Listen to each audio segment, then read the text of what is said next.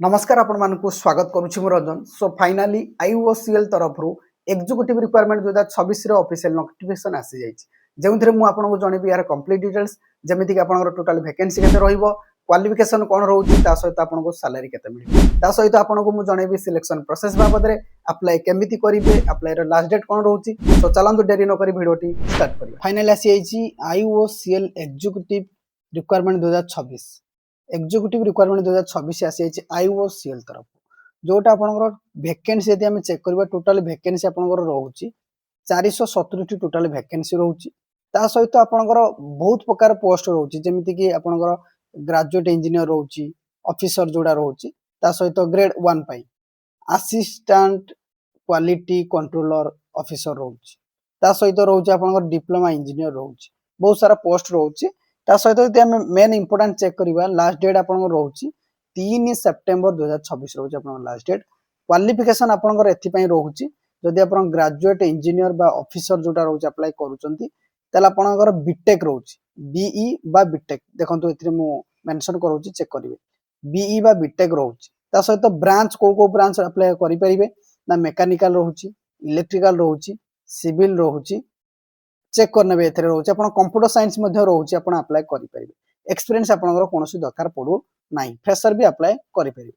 ता सहित जोडा रहउछि आपनकर असिस्टेंट क्वालिटी कंट्रोलर ऑफिसर जोडा रहउछि सेति पई आपनकर MSc in chemistry minimum 2 years master degree आवश्यक रहउछि, ता सहित 2 इयर्स एक्सपीरियंस आवश्यक रहउछि।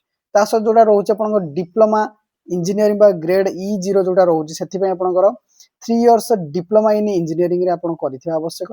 ब्रांच आपनकर रहउछि मेकानिकल रहउछि, इलेक्ट्रिकल रहउछि, सिविल रहउछि, इलेक्ट्रॉनिक्स रहउछि। चेक आउट करि नेबे भलो भाबरे जे एई पोस्ट पई आपनकर एई क्वालिफिकेशन रहउछि।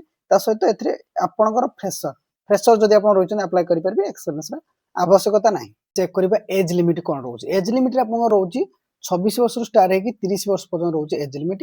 एप्लीकेशन जदि फी देखिबा एप्लीकेशन फी आपन केते दबा पड़िबो जनरल ओबीसी ईडब्ल्यूएस पई रहउछि आपनकर 1000 टका, ता सहित जीएसटी रहउछि।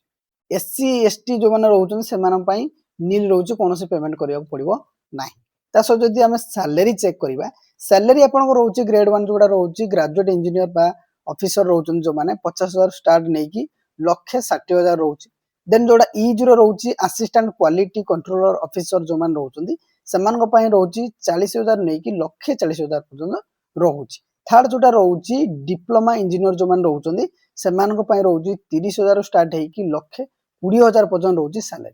यदि हम सिलेक्शन प्रोसेस चेक करिबा सिलेक्शन प्रोसेस रे आपन फर्स्ट राउंड जोडा रहउछि कंप्यूटर बेस्ड टेस्ट रहउछि, सीबीटी रहउछि फर्स्ट। देन सेकंड रहउछि आपन ग्रुप डिस्कशन रहउछि, जीडी राउंड रहउछि।